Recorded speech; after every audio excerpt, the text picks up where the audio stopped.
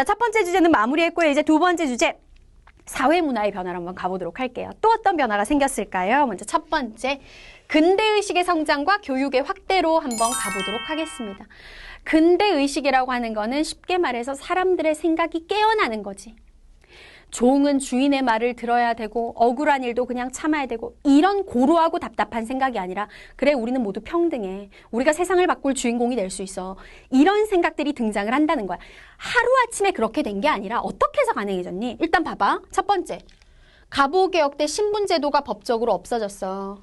거기서 끝나는 게 아니라 1896년부터 3년 동안 활동했던 이 독립협회가 사람들을 대상, 백성들을 대상으로 해서 토론회 연설을 많이 열었잖아요. 깨우침을 줬다라는 거야. 각성을 시켜줬다라는 거야.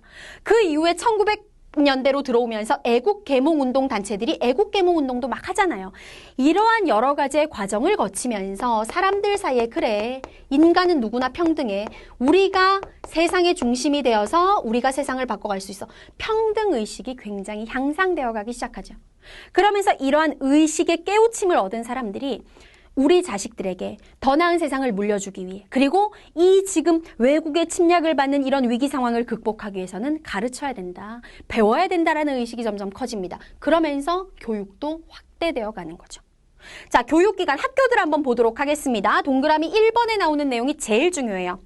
개항초, 그러니까 강화도 조약 체결되고 얼마 안 됐을 때를 말하는 거지. 1880년대 들어가면서 우리나라에 드디어 최초로 근대적인 학교가 만들어집니다.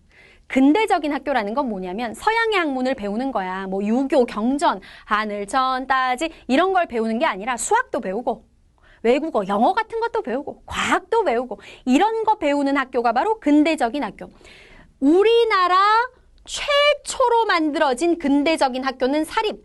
국가가 만들 게 아니라 민간인들이 만들었어요. 일반 마을 주민들. 그 학교의 이름이 무엇이냐? 원산학사입니다. 저기 함경도의 덕원 지역하고 원산이라는 지역이 있었는데 이 덕원의 주민들하고 원산의 주민들이 관청의 지원도 약간 받아가지고 만든 최초의 근대적인 사립학교가 원산학사였고요. 그럼 정부는 놀고 있었냐? 왜 정부는 공립학교 안 만드냐? 정부도 만들었어. 원산학사보다 조금 늦었을 뿐이야. 정부는 처음에 학교를 만드는 게 아니라 영어만 가르치는 동문학이라는 영어 강습기관을 만들었었어요. 아, 외국어가 중요하다. 미국 잘 나가는 나라인데 그럼 영어를 배워야 되겠구나 해서 동문학을 만들었다가 그로부터 3년 후인 1886년에 드디어 영어 플러스 수학 플러스 과학 플러스 이렇게 가르치는 학교를 만드는데 정부가 만든 최초의 학교가 유경공원. 이름이 공원인데 학교다 얘들아. 공원을 만들게 되고 얘는 최초의 근대적인 사립학교. 얘는 최초의 근대적인 공립학교. 그럼 다 통틀어서 최초는 누구야? 얘야. 1883년이고 얘는 1886년에 만들어졌어요. 그래서 사립, 공립이라는 거 알아두시고요. 그 이후로도 학교들은 무수히 많이 만들어집니다. 대표적으로 한번 구분을 해보자면 외우진 않아도 돼. 개신교 선교사, 그러니까 개신교라 그러면 크리스트교를 말하는 거, 교회.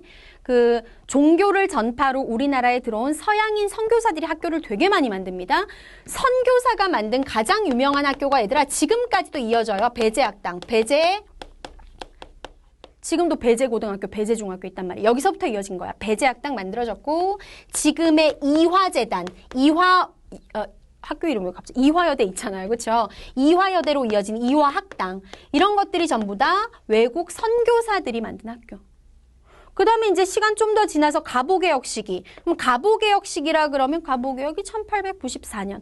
그 시기 무렵 해가지고도 학교가 또 엄청나게 만들어집니다. 갑오개혁이 일어났을 당시에 갑오개혁 바로 다음해인 1895년에 교육의 중요성을 강조하는 문서를 고종이 발표했어요. 그 문서가 교육 입국 조서였단 말이에요.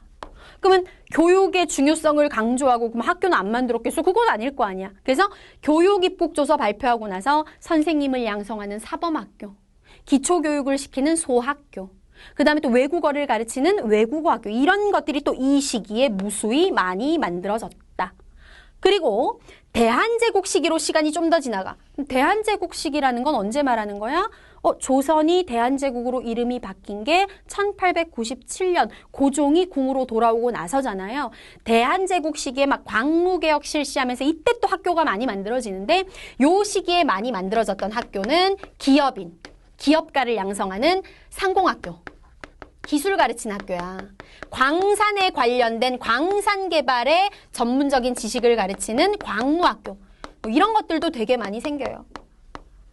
그리고 뭐 5번에 나오는 내용은 뭐 선생님이 외우지 않아도 되는 걸 안 썼지만 우리가 지난 시간에 외웠던 애국개몽 운동이 막 일어났던 1900년대 들어가면 신민회 같은 단체가 어떻게 했어요? 대성학교, 오산학교 만들었다 그랬잖아. 그래서 애국개몽 운동이 일어나는 1900년대에도 우리 민족 지도자 안창호, 이승훈 이런 분들이 학교 막 만들고 그래서 계속해서 개항 이후에 학교들이 많이 만들어졌다라고 알고 계시면 됩니다.